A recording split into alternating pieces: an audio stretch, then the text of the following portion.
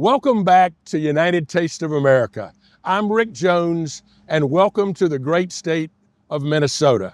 Minnesota is an Indian name for a river that means cloudy or milky water. And it's appropriate because rivers played such a great role in the development of the state.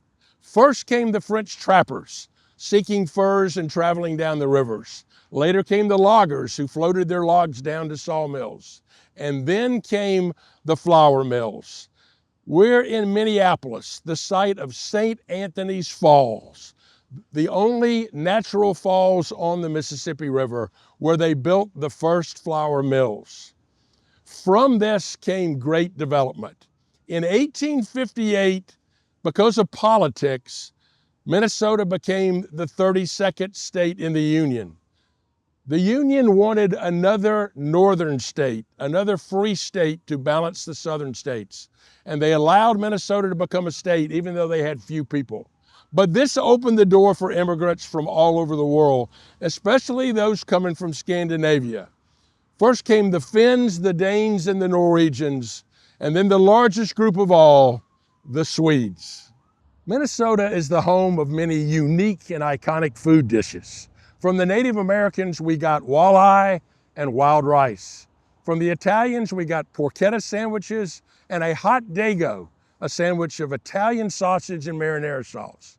This is the home of the bundt cake, of the hot dish, a casserole with meat, potatoes, and canned soup, and a unique hamburger called the Juicy Lucy that has melted cheese inside the meat. But mostly there's great Scandinavian dishes, like the Norwegian classics, lutefisk and lefse. But we're here today at the American Swedish Institute to talk about iconic American Swedish food, Swedish meatballs.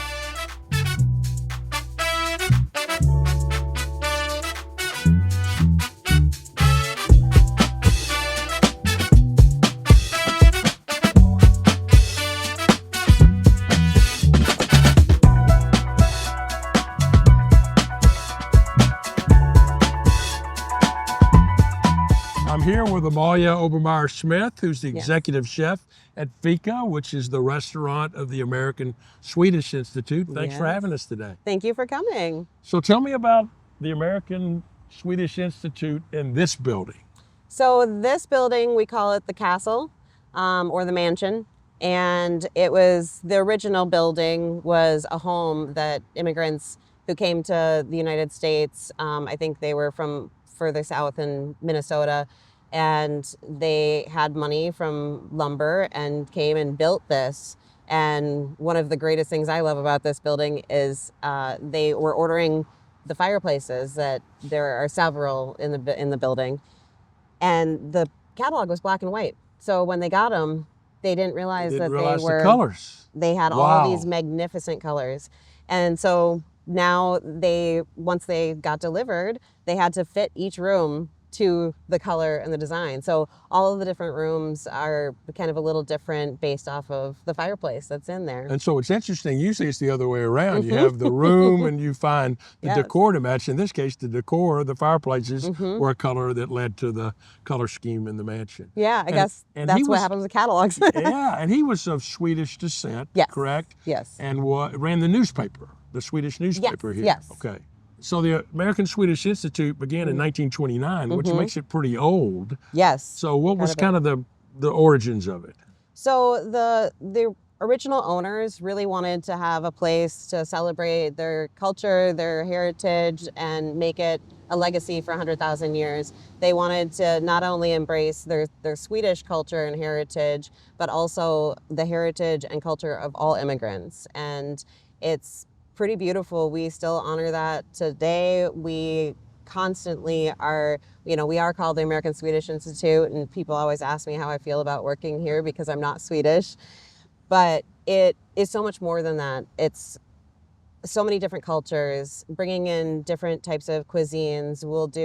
We had an event last week for our current exhibit, and I made Somali donuts in honor of our Somali heritage and the Somali people that are here. And that's one of the big things, especially in Minnesota, is there's so many different people from so many different cultures, and it's so beautifully represented here.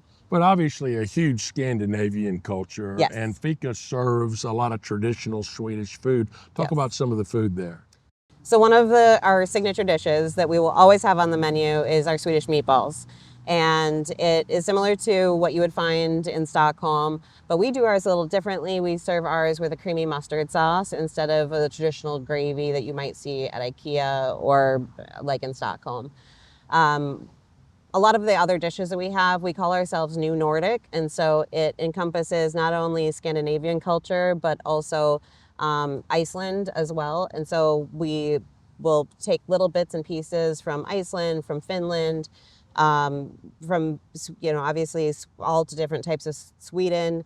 A lot of the food that we do is inspired by restaurants and culture and history of Stockholm itself. But we actually, this fall, we're doing a dinner with with a mixologist from Sweden, and he is from a region far north. So we're actually looking at all the different regions of Sweden because they are so immersed and engulfed in using what grows there naturally, using techniques, not just new techniques, but dating back to history and the culture of the techniques that they used, hundreds of years ago. And it in kind of creating this harmony.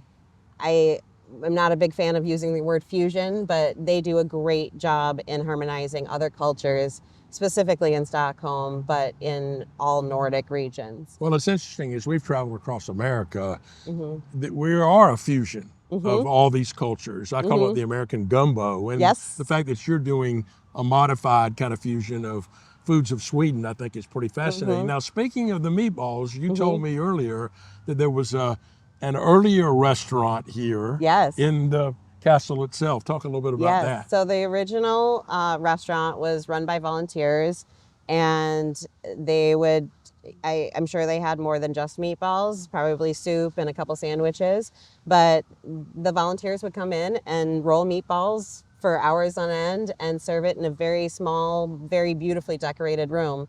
And it became popular, and so they decided to build an entirely new wing, and that kind of reflects more modern Scandinavian design, and opened a restaurant there. And that restaurant did more, it was a much larger restaurant, obviously, sat quite a few more people.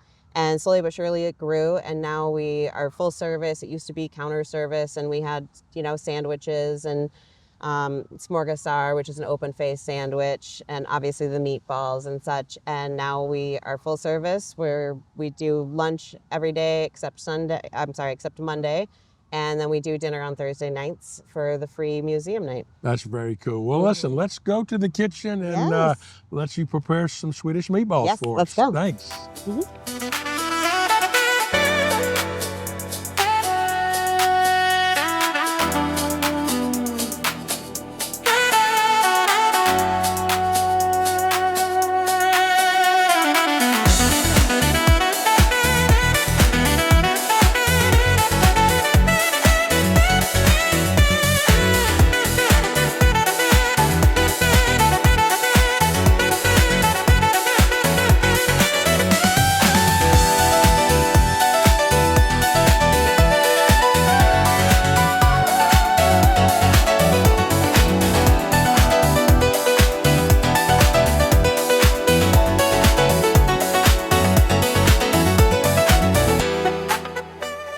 So that's Arapahoe, Minnesota, a state with a unique American Scandinavian culture.